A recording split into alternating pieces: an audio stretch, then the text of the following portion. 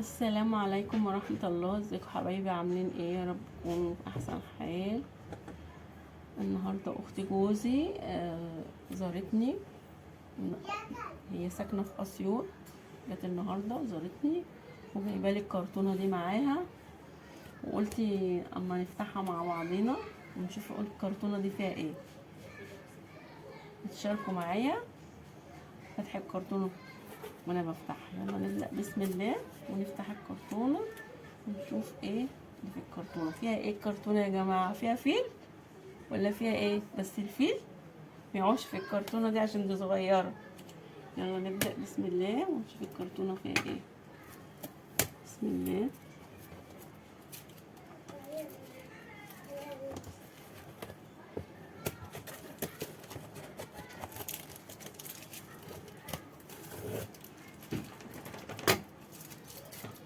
يا ترى فيها ايه الكرتونة دي يا جماعة؟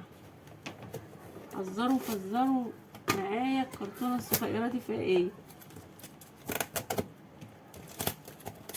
بسم الله.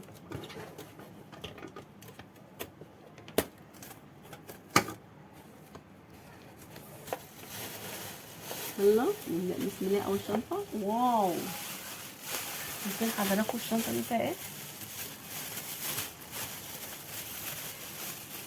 حاجات لزوم التسالي، ذرة فشار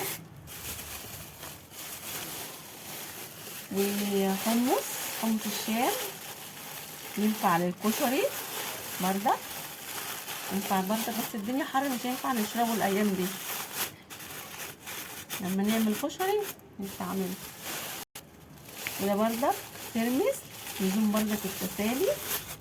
ده أول شنطة. والشنطة التانية اهي ما شاء الله ما شاء الله، تشكيل التوابل جامدة قوي. كزبرة وفلفل ما شاء الله، الله اكبر. بص فاتح محل عطارة، ربنا يا رب يزيده من نعيم الله ويحسن ما بين ايديه ويرزقه يا رب ويرزق كل واحد.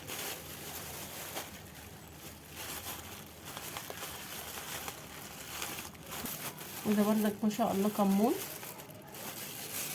حاجة بسم الله ما شاء الله، يعني حبة توابل جامدة اوي يعني. ده بردك شطة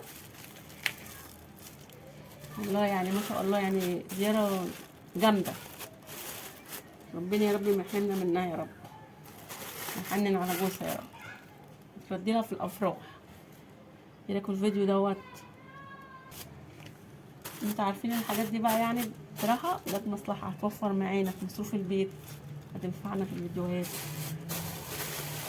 حاجات جامده بصراحه، ربنا يا رب ما يحرمنا منها، ترديها في الافراح.